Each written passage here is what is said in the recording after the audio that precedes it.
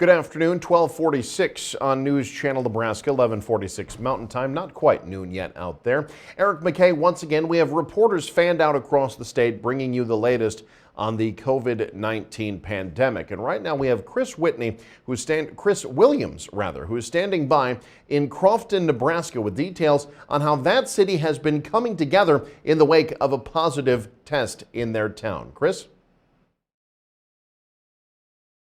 You're exactly right. I'm standing here right out front of Crofton High School, and much like most schools around the state, really across the country, students have the time off for the foreseeable future. At least 2 weeks is what we're hearing. The difference about Crofton, well, they had a student that actually tested positive for coronavirus, and he is negative now, but getting that first positive test in a small town like Crofton was really eye-opening for all the residents. I'm not sure any of us really thought about how serious it was at the beginning. We'd heard that there's new things out there, but the minute we know somebody has tested, then it takes a little bit and then it soaks in and says, it's here. You know, we have this. Yeah, it really never was that kid. It was we have it. In fact, a big group of them went down to girls' state basketball tournament, something the community of Crofton very familiar with, obviously with this great program, but that made all of them susceptible to pick it up. But there was no anger, there was no hard feelings, they all just came together. They specified they didn't come together literally. Obviously, you want to keep your distance, social distancing. The way they did it, via Facebook, making Facebook support groups, being able to talk to each other, get messages out. In fact, Facebook is the same way the student who had tested positive announced that he was now healthy.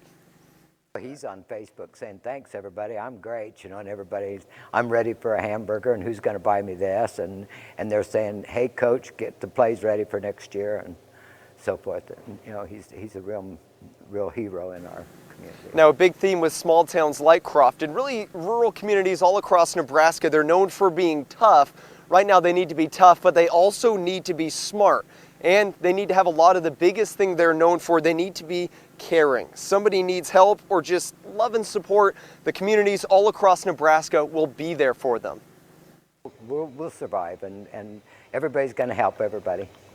Our rescue squad's always alert and ready to help, and we're kind of checking out the people that might not get around as well, and somebody else will find out if they need groceries, and you know, we'll take care of them. And really, that's not just the mentality here in Crofton, that's the mentality across all of Nebraska. We're gonna get through this, we're gonna help each other as much as we can. So for right now, reporting from Crofton for News Channel Nebraska, I'm Chris Williams. Let's go back to the studio. All right, thank you, Chris. Well said there. Certainly a great example of a community coming together. We've heard so many stories about how someone gets the COVID-19 and there's a stigma attached to them. They tend to be a social pariah. Not so in Crofton.